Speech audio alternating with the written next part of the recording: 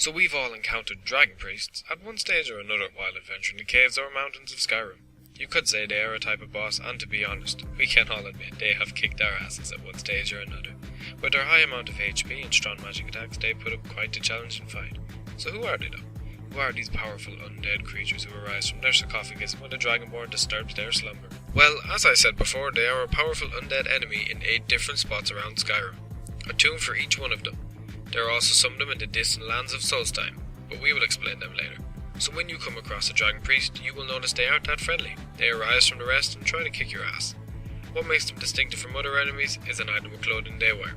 One that you will try your best to kill for. It's their masks. And who wouldn't try? They are pretty cool. They also like to hover around and use various magic powers to kill you. So a bit of history. You know the way dragons used to rule Tamriel? Well, if you didn't, now you do. Well, they felt it was only natural that the races of Tamriel were below them. At this time, the dragons also ruled over Atmora. Now, the dragon priests can be traced back to Atmora, and all Atmora was actually quite a peaceful land under the dragon rule.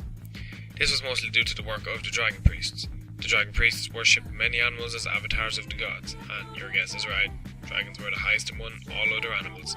Dragons didn't really care for ruling over the people, so they granted small amounts of power to dragon priests in exchange for absolute obedience.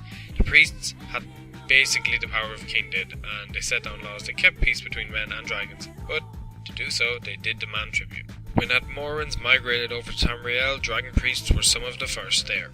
The system of rule in Tamriel was much different from Atmora, and the priest took charge, harshly enslaving the rest of the population of Tamriel. So you know Labyrinthian, that massive temple with the annoying frost trolls outside its entrance? Well, this was actually where the dragon priests discussed how they were going to rule. Around this time, the 8 most high-ranking priests were given magical masks with powerful enchantments. What makes these masks quite mysterious is that nobody really knows if the masks were named after the priests who wore them, or if the priests gave the masks their own chosen name. So the rebellion against dragons came along, and the leader of dragons, Aldun, was banished into a different part of time when some heroes of Skyrim used an Elder Scroll to do it. A lot of dragons were defeated and some just disappeared.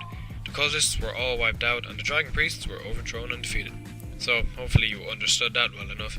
It is really cool to think that dragons once had such a strong rule over men and women of all races. Yeah, thank God, that's not our world. So as I said, there are 8 priests scattered around Skyrim, each guarded by Draugr skeletons and each holding a powerful enchanted mask. You will find them in temples such as Skuldafn and Voltu.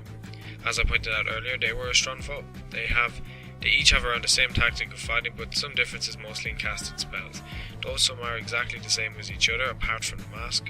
For example, the fire damage priests such as Ragod and Vokun, I really hope I pronounced that right, have the same attributes and same attacks, while Azidal is a fire damage priest also, but a higher level, higher attributes and stronger spells.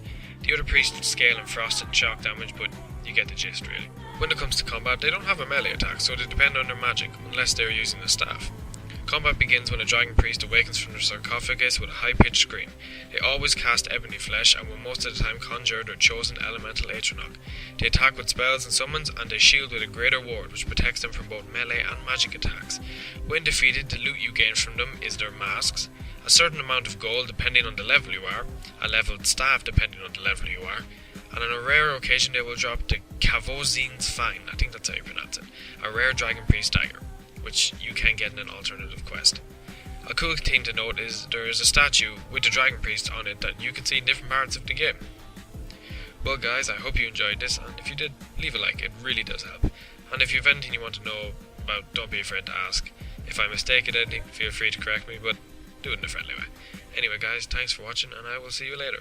Bye bye.